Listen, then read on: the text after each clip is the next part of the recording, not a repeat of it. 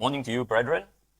Today, I'll be preaching something different from my usual preaching style. Thank you, Brother Ivan, for reading the scriptures. That was already half the sermon. So, I'll try to finish fast so you all don't miss your Sunday lunch. Okay, so I want you to imagine this, all right? In the not too distant future, in one Tuesday morning, all right? The future where autonomous self-driving level 3 is already available in Australia after the rest of the world has gotten it. So you see a man going to work, okay, driven in his car, whilst his daughter sits in the back on the way to drop off to school. Man has his iPad in his hand, going through his schedule and what he's going to do for the rest of the day at work. And then, suddenly, there was a void. There was no flash, there was no bang, there was no dust. But where the man sat, what was left was only his clothes and his pair of glasses in his seat. The iPad that he held on his hand has fallen on the center console and fractured the screen. His daughter behind him was half asleep, and suddenly she realized that something was amiss. And she looked where her dad was. There's no one there. She thought she must be dreaming, rubbed her eyes. The dad still wasn't there. And then, suddenly the car started beeping because it sensed that there's no one sitting in the driver's seat. And the car automatically slowed down and pulled to the stop. And then suddenly, there are noises everywhere. Car honking. The car that was traveling beside was swerving in somebody else's lane, and then they were honking. And she looked, and there was no driver in the car. And opposite side, coming down the freeway, a truck has just rammed into a few cars there because the driver of the truck has disappeared. And then when everything stopped, she noticed the car in front. The lady just ran out, looking behind passenger seat, trying to find someone, but there's no one. Now, when I describe this scene, what do you understand this? I know Quinton must be thinking, somebody snapped their fingers. Okay, but that's not it. All right. What we're describing is called the rapture. Okay. So why am I talking about the rapture? You saw the title of my sermon. It's called 144,000. What has that got to do with the rapture? So, the 144,000, as we read from Revelation chapter 7 and also some of it in Revelation chapter 14, and how we approach this, how we understand what is 144,000, okay, what affects our hermeneutics, that is how we approach and interpret the word, depends on our personal biases, our personal understandings. All right. So, things like your eschatological view of Revelation, whether you're a premillennialist, whether you're a postmillennialist, whether you're amillennialist, and then also what your views are of the end-time prophecy, whether you're a futurist, whether you're preterist, or whether you're somewhere in between. This all influences how you read the book of Revelations, especially because it is a book of prophecy. It's an apocalyptical book of prophecy that uses a lot of apocalyptical language and also uses a lot of symbolisms. And then back to the question, why the rapture again? Because the rapture is something that is the predominant view now these days, especially among many who identify as Christians. But Quinton has discussed this topic some time ago. So I'm not going to go into much detail of this because what I'm going to talk about actually is 144,000. So but I will, for those of you who are unaware, what are all these terms? Okay, what is premillennialism? So, for me, I want to talk about dispensational premillennialism, which is the current majority view. And it has been popularized in the 70s by Hal Lindsey when he wrote his book, The Late Great Planet Earth. Some of you might have read it. And then a bit more recently, in the 2000s, Tim LaHaye also came about with the Left Behind series, which is a very popular series of books and also made into a few movies. So, in the graph that or rather in the chart that we have, this is where the dispensational premillennialists are. They are futurists in their view or interpretation of Revelation. And basically how they read or interpret the book of Revelations is everything is going to happen sometime in the future. Okay.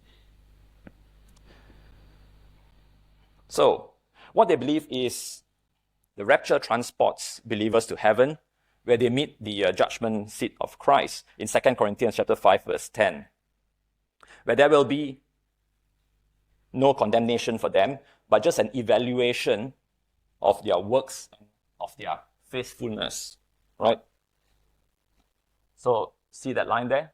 Evaluation of their works based on their merits and their faithfulness, and that will determine their hierarchy in heaven, or rather, not in heaven, but in their eternal state. And then, in heaven, they will also participate in what they call the marriage of the Lamb, as you can read in Revelation 19, verses 7 to 9. And the church is the bride of Christ then, where there will be a grand wedding in heaven. At the same time, tribulation will rage on earth. Okay, so what they believe is there will be a future rapture where people are just, faithful Christians are just taken away from earth into heaven, where they escape the great tribulation. And then of the remaining in earth, 144,000 Jewish evangelists will emerge. And then they will evangelize the rest of the earth. So, what they believe is the 144,000, now we get to 144,000, this is a literal number, the exact number of the Jewish evangelists, the male Jewish evangelists that will evangelize the world during the 7 years of tribulation, as in Revelation chapter 7, verse 14. And I said to him, Sir, you know. So he said to me, these are the ones who come out of the great tribulation and washed their robes and made them white in the blood of the Lamb. So what is this tribulation? This tribulation is an era of persecution in earth, they believe, for 7 years, where the Antichrist will come, and then where they will be subject to the 7 seals or 7 trumpets and the 7 bowls of judgment that we read in Revelations, where the wrath of God will pour upon the people, and it concludes with the Battle of Armageddon. And during this time, the 144,000 Jewish evangelists will convert people on earth. And what they believe is God's prophetic timeline, which had been paused when the church was born at Pentecost, has now resumed in this period of tribulation. And then they believe also that this is a period where God focuses his redemptive work directly on the nation of Israel. And then, moving on, The dispensational premillennialists also view the second part, which is Revelation chapter 7, verse 9, the multitudes. Okay, these multitudes, after these things I looked, and behold, a great multitude which no one could number, of all nations, tribes, peoples, and tongues, standing before the throne and before the Lamb, clothed with white robes, with palm branches in their hands.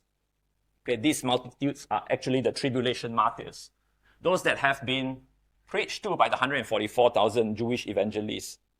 Okay, these can be Jews or Gentiles. And what happens to the Christians that have been raptured? They will eventually descend with Jesus after 7 years in Revelation 19 verse 14. At the end of the millennium, or the end of the 1,000 years. Sorry, not at the end of the millennium. To start the millennium, or to start the 1,000 years, whereby their role is still subject to debate, it's undetermined, but it is understood by the dispensationalists that they are not ruling with Christ. It's the nation of Israel, the 144,000, that will rule. So this doctrine basically separates Israel from the church. And in this period of tribulation, God focuses his redemptive work in the nation of Israel. And also in this doctrine, the church is displaced from the Revelations 6 to 19 narrative. And then finally, they believe that millennium will conclude with the final judgment, whereby New Jerusalem will descend. In Revelation chapter 21, verse 10, and he carried me away in the spirit to a great and high mountain, and showed me the great city, the holy Jerusalem, descending out of heaven from God. So in Revelation chapter 21, verses 12 to 14, also mentions the 12 gates inscribed with the names of the 12 tribes of Israel, and the 12 foundations inscribed with the names of the 12 apostles. And here, Israel occupies the elevated position in eternal order, whilst the church occupies a different role. So because this is the majority view of most of people these days, and that's why we have a lot of people supporting the nation of Israel, because they believe that one day these 144,000 will arise from this nation. All right. So next we have the Jehovah's Witnesses, also known as the Watchtower Bible and Tract Society. Again, they believe that the 144,000 is a literal head count. But unlike the dispensational premillennialists, they are more historicists or continuous historical in their approach to premillennialism. And they believe that these 144,000 are the literal 144,000 of all humans who have ever lived throughout history and have been anointed by the Holy Spirit to enter into heaven. These are known as the little flock. And they come with resurrected spiritual bodies and will rule alongside Jesus in the heavenly kingdom. So this, and then they also view the multitudes, as a separate group. This is called the great crowd. And they compose of the rest of faithful mankind, who will not enter heaven, but will live on a restored and a renovated paradise earth.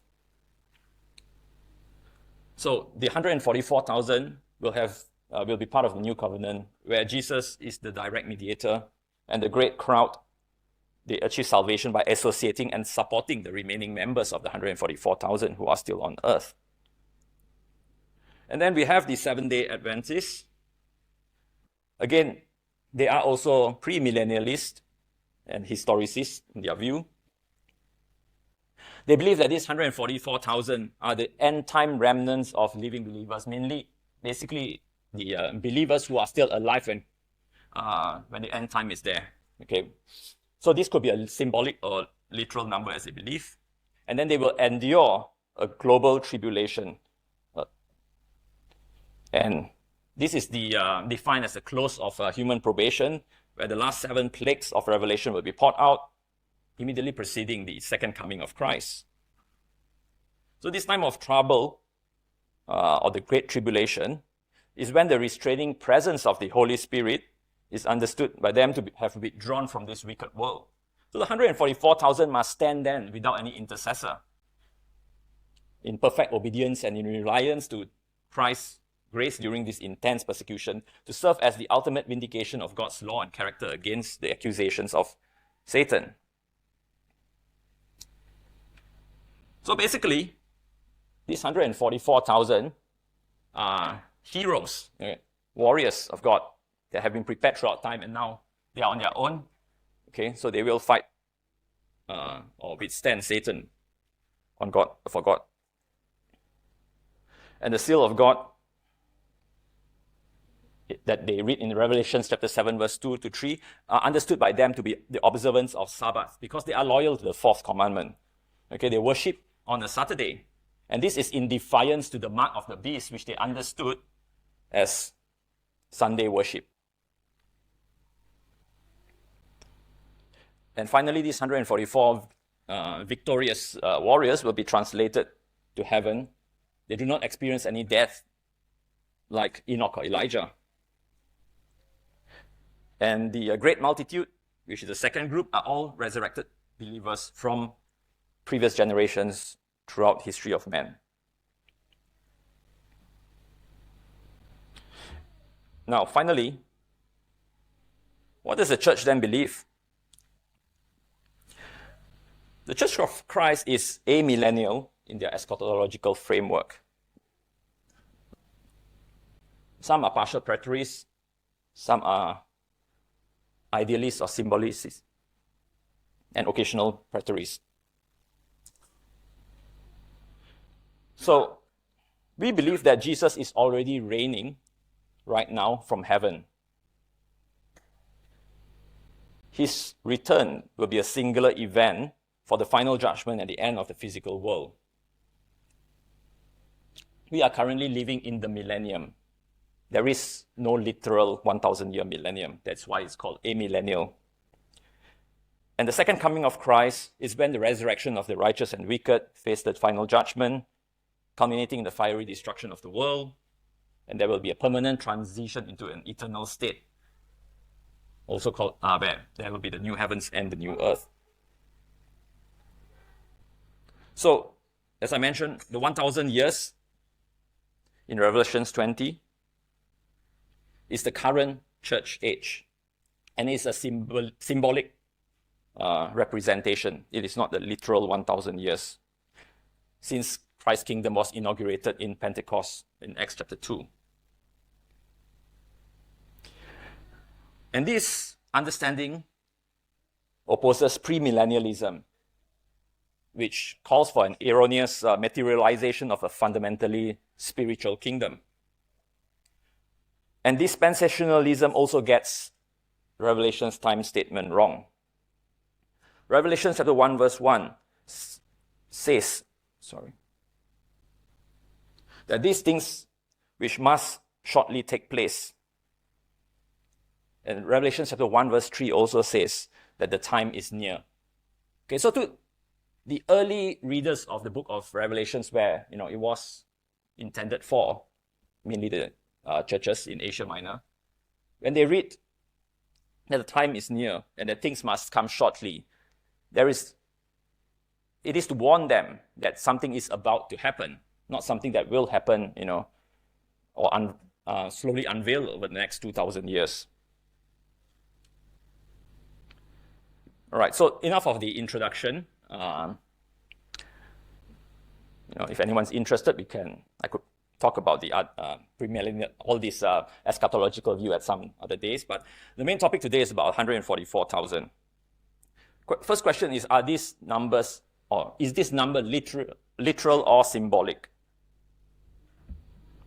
As we saw the few views, and I'm sure there are still many out there, a lot believe that they are literal numbers. Some believe that they are symbolic numbers. 144,000, we understand, is the mathematical symbol of ultimate theological completeness. And it is derived by multiplying 12, which represents the patriarchs of the 12 tribes of Israel under the Old Covenant, and by 12, which then represents the apostles under the Old Covenant, as we read in Revelations 12 verse 21, Revelations 21 verse 12 and verse 14 just now. And then we finally multiply this product by 1,000, which is the biblical symbol for vast, complete magnitude, and often used in a military context. As we can see in Revelations, in Psalms chapter 50 verse 10, for every beast of the forest is mine, and the cattle of 1,000 hills. Now, does this mean that only 1,000 hills? What about the 1,001 hills? Is that also God's? Obviously it is. Because this is just a symbolic number that means that it is extensive, it is vast. Revelation chapter 9 verse 16 says, the number of mounted troops was twice 10,000 times 10,000. I heard their number. For every beast of the forest is mine. We read that again. So this 1,000 is a biblical symbol for a vast, innumerable amount. And when we read the book of Revelations, we encounter many symbolic numbers there. Okay. And here is a chart of them. All right. In the interest of time, we will not be going through all this. But if you're interested, you can look up all these numbers by yourself. Each of them has got a different meaning. So, the 144,000 represents the entire spiritual Israel. The total sum of God's covenant people from both the Old and New Testament, and all of God's people, perfectly complete and none missing. And it's not a literal head count. Because if it was a literal head count, then only unmarried male virgins and Israelites can go to heaven. As we read in Revelation chapter 14, verse 14. And that will also exclude Abraham, Moses, Peter, because they are all married, as well as all women from heaven. So the description of these 144,000 as virgins who have not defiled themselves with women is to be taken metaphorically. They have refused to participate in the spiritual adultery of emperor worship and apostate Jerusalem.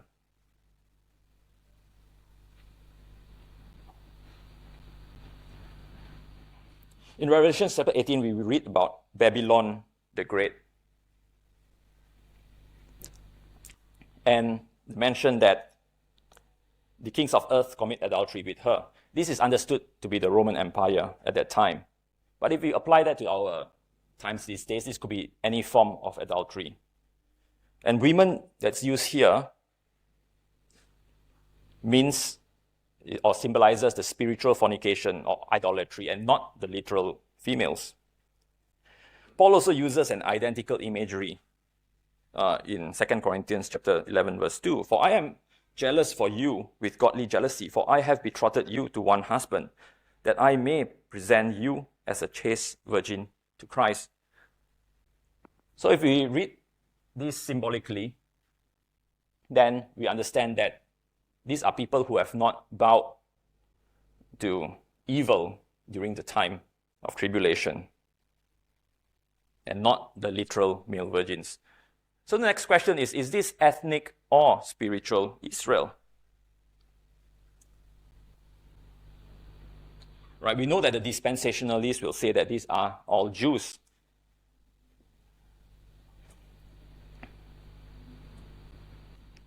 But the identities of the 10 tribes, the 10 northern tribes of Israel, were lost in 722 BC when the Assyrians took them away. All tribal records after that was also destroyed when Jerusalem was invaded and destroyed by the Roman Empire in AD 70. So a literal census was historically impossible. And most Jews do not know their ancestry anymore.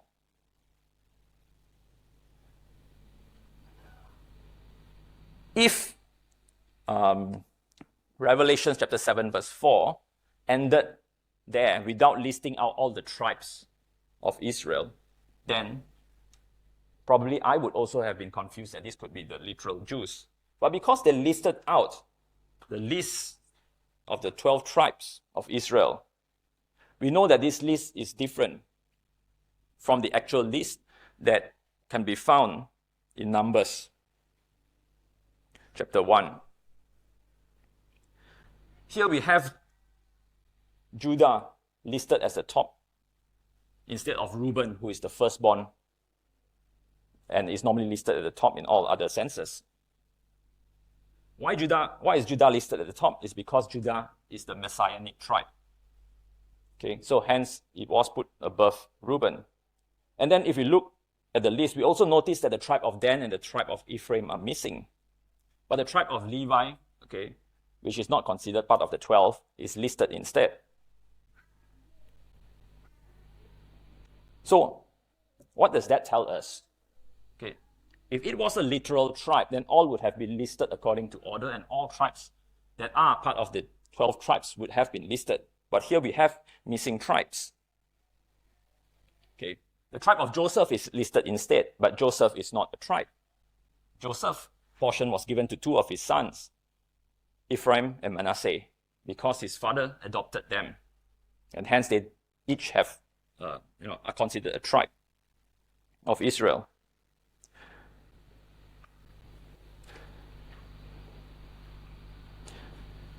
Okay, in the interest of time, I will just skip this part. Okay, so, and if this was a literal Jewish tribe, then it will contradict what Jesus says in Matthew chapter 8, verse 11, where he says, "And I say to you that many will come from the east and west and sit down with Abraham, Isaac, and Jacob in the kingdom of heaven." Again, that will also mean that Abraham, Isaac, and Jacob would be excluded from the kingdom of heaven because they are not of the 12 tribes. And then the next question is, Revelation 7, is the 144,000 and the great multitude one or two groups? Most of the views that we saw believe and understand that these are of two different groups.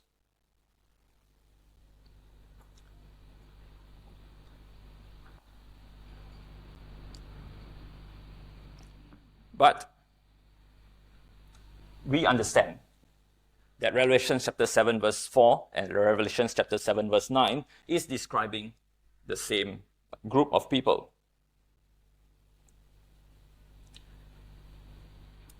Here we have in Revelation chapter 7 verse 4 that John heard the number from the angel from the east and east.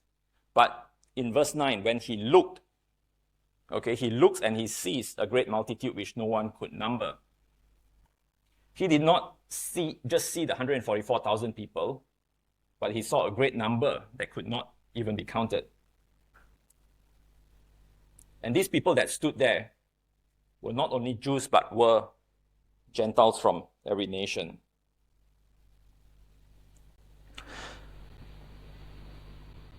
So we understand that this is the same group of people, but viewed from two different perspectives. Just as in Revelation chapter 5, verse 5 to 6, where verse 5 says, "But one of the elders said to me, 'Do not weep. Behold, the Lion of the tribe of Judah, the root of David, has prevailed to open the scroll and to loose its 7 seals.'"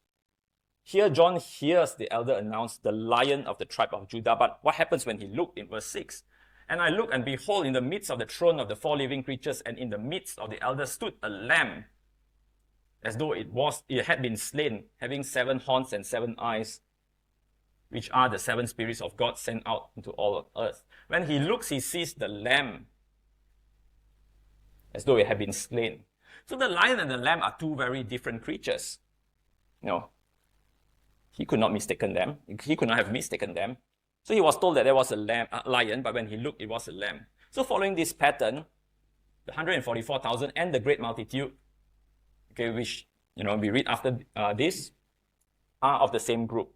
but described from two different ways. One which is audible or symbolic, and one which is visual or actual.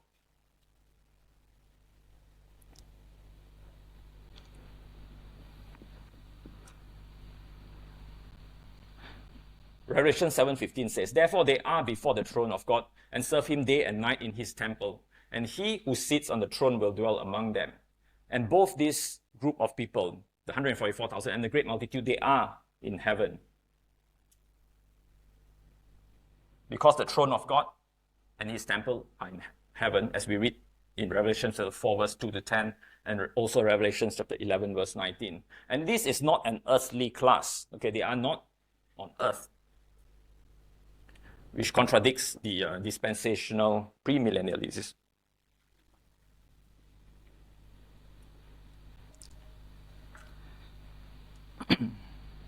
Right. So 1 Peter chapter 2, verse 9 says, "But you are a chosen generation, a royal priesthood, a holy nation, his own special people, that you may proclaim the praises of him who called you out of darkness into his marvelous light." So this is another reason why we say that these are not just literal Jews, but also they are the church, Christians. Because Peter here writes to a predominantly Gentile audience and uses language from Exodus chapter 19, verse 5 to 6, which originally was intended for national Israel. He uses these terms that were terms used on Israel to describe the church, the Christians. Also in Exodus 19, verse 5 to 6, "Now therefore, if you will indeed obey my voice and keep my covenant, then you shall be a special treasure to me above all peoples, for all the earth is mine. And you shall be to me a kingdom of priests, a holy nation. These are the words which you shall speak to the children of Israel." So without using the word Israel here, Peter unmistakably transfers Israel's covenant titles to the church.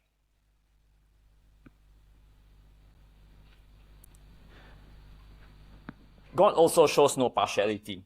Acts chapter 10, verses 34 to 35.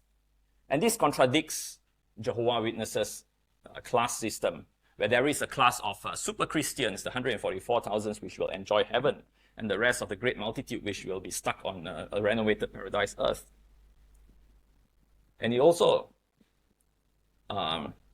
contradicts, the hierarchy system of the premillennialists, who says that you will be judged according to your words, okay, get your place in heaven. So the Jehovah's Witness system fragments the church by introducing hierarchy, and they restrict access to the full promises of the new covenant, and invites people to an earthly hope rather than a heavenly co-heirship.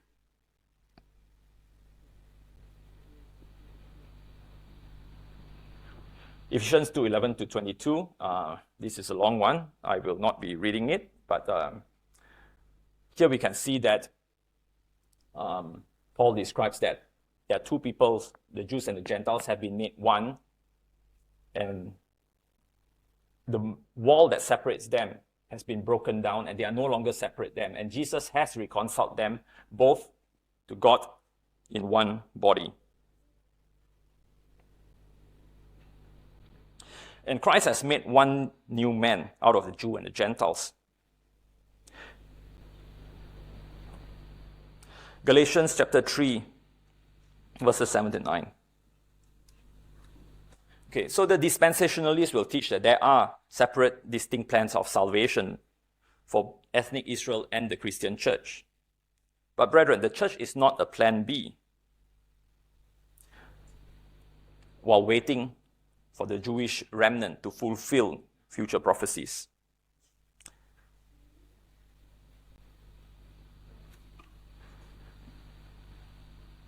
Galatians 3 verse 7 to 9 says that those who are of faith are sons of Abraham. Okay.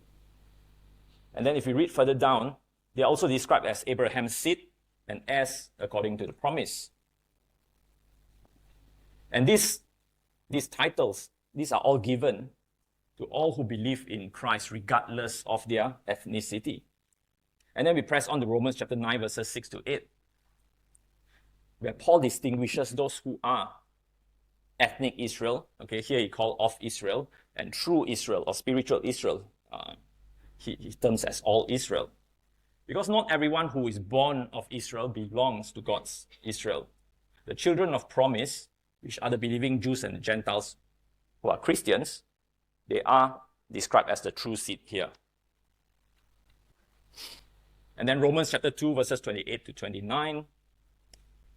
Again, Paul defines a Jew as one who is one inwardly, okay, and whose heart is changed by the Spirit, not someone who is just born into a Jewish ethnicity or Jewish family. Galatians chapter 6, verse 16. Paul here describes, okay, as many as walk according to this rule, peace and mercy be upon them and upon the Israel of God. Here Paul calls the church the Israel of God. So we understand from Paul's perspective that the church, okay, is also known as Israel, spiritual Israel. Let's look at one more illustration, the illustration of the olive tree. This is described in Romans chapter 11, verses 16 to 24. Again, it is a long passage. I will not be reading it in the interest of time. But here we can see that there is one tree. There is one root, okay, which is the Abrahamic promise. And unbelieving Jews, which are the branches, the natural branches, they are broken off. Whilst believing Gentiles, they are being grafted back in. And also, there's a warning at the back that if the believing Jews come to believe, come to faith, they can also be regrafted in. So membership of this tree is determined by faith, not by ethnicity. The olive tree is the people of God. Okay, it's one continuous covenant community from Abraham to the present, and the roots can be the patriarchs of Abraham, Isaac, Jacob, and the natural branches, okay, are the ethnic Israel. While the wild olive shoot that has been grafted in is me, it's you, okay, Gentile believers. Paul here did not say that God has planted a new olive tree for the Gentiles. He also did not say that the old olive tree had been uprooted and replaced. Okay, but he says that the wild branches are grafted into the existing tree. And that is why these 144,000 are described using the Israel tribal imagery in Revelation chapter 7. The tribes, the 144,000, they are not ethnic Jews, excluding the Gentiles. The tribes are the covenant structure of God's people into which Gentiles have been grafted. And when the Revelations lists these 12 tribes, it is listing the covenant family which you and I now belong to.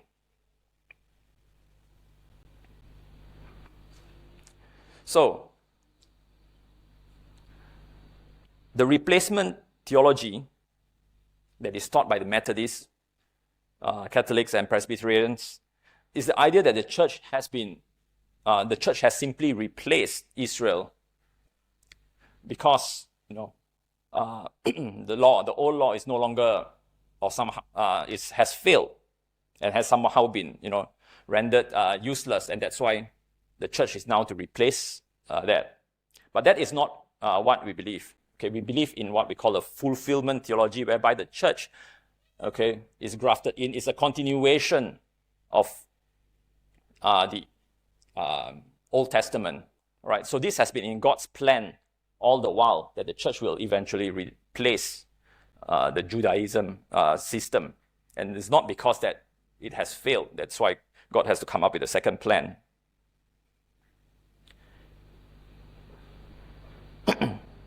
So, if there is one new man, one body, and one olive tree, then there is not only one saved people called the church, and another saved people called Israel, with parallel destinies.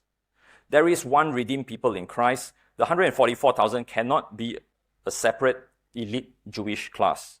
They are an image of that one covenant people seen under the Israel tribal symbolism. So, in conclusion, Revelation is symbolic and uses numbers to show spiritual truth. The 144,000 is a carefully constructed number, a picture that marks the complete people of God. And the list in Revelation chapter 7 is based on theology, based on spiritual Israel, and not just a strict Jewish genealogy. And this group, the 144,000 and the great multitude, are best seen as two views of the same group, and all will be saved.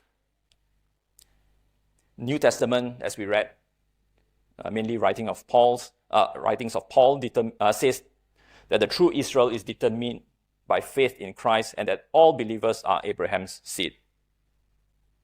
So the sealed in the New Testament are all Christians, not a special Jewish class. And God has one people, not two separate groups with two separate destinies. Therefore, the teaching that the 144,000 are a small group of ethnic Jews, separate from the rest of the saved, does not fit the message of Revelation or the teaching of the New Testament as a whole. The 144,000 are best understood as a symbolic picture of all God's people. Okay, the spiritual Israel who are sealed, protected, and finally brought safely home to stand before his throne. And when people believe that the church will be removed or will be raptured before this real tribulation happens, then it creates a passive mindset, whereby urgency is displaced from faithfulness to future escape. In contrast, we understand that we are all active participants in this tribulation, in this eschatological conflict, and not preparing for a future tribulation. We are currently engaging in our own Babylon the Great. So this 144,000 is not a mystery that we need to be anxious about. They are not a limited quota that you might miss. They are not Jewish super evangelists appearing in a future tribulation. They are the church, the full, complete, sealed, preserved, victorious church. They are spiritual Israel. They are the olive tree which you and I, as Gentile believers, have been grafted in through grace and faith. And if you understand that you are grafted into this covenant people of God and counted among the complete number, standing with the Lamb on Mount Zion, then this is not a source of anxiety, but it is a source of assurance for all of us. So, if you are, still one of the wild olive branches that have not been grafted in, perhaps this is a time to, consider that you might want to be part of the covenant olive tree. And with that, I end my lesson today. Let's all stand.